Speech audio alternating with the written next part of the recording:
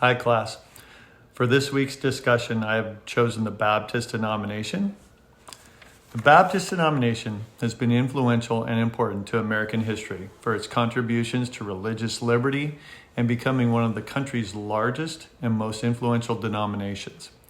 Early in American colonial history, Baptists were persecuted for their faith, which made them strive for religious tolerance and freedom from Colonial Puritans and Anglicans. Later, Baptists were influential in the religious fervor and spread of the gospel during the Second Great Awakening, which helped Protestantism spread to the South and Western territories. The Baptists have become the third largest denomination in the United States, only behind Roman Catholics and non-denominational Protestants. Early Baptists, like Quakers, Presbyterians, and others, were discriminated against in Massachusetts in the 17th and 18th centuries. They were known as dissenters because of the views that diverged from Puritans.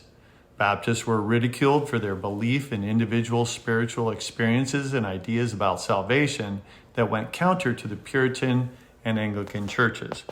While some Baptists remain in Massachusetts to strive for religious tolerance and degrees of acceptance, others moved south to churches in the middle colonies like the Carolinas, Maryland, and Virginia. Early on in Virginia, the Baptists were heavily persecuted and even beaten. Records show that in 1 year, 17 Baptist ministers were imprisoned for preaching, and some of them even beaten. Adversity did not stop Baptist fervor and growth of their congregations throughout the colonies during the 1760s and 70s, and they constantly challenged the local governments to accept or at least tolerate their religious views.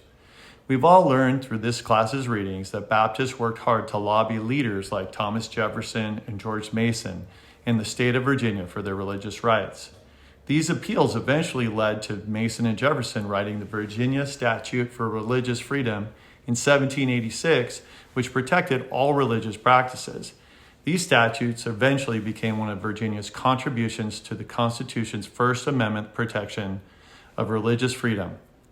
Religious liberty is one of the most important Baptist contributions to the United States. Baptist churches also continued to grow in membership well into the 1900s, establishing churches, colleges, and political organizations throughout the U.S. President Lyndon B. Johnson, while addressing Southern Baptists in 1964, stated, "No group of Christians has a greater responsibility in civil rights than Southern Baptists. Your people are part of the power structure in many communities of our land. The leaders of states and cities and towns are in your congregations, and they sit on your boards. Their attitudes are confirmed or changed by the sermons you preach and by the lessons you write and the examples you set." These words by President Johnson show the impressive transformation of Baptists from oppressed religious minorities in the 17th and 18th centuries to a religious and political force in more current times. Thank you.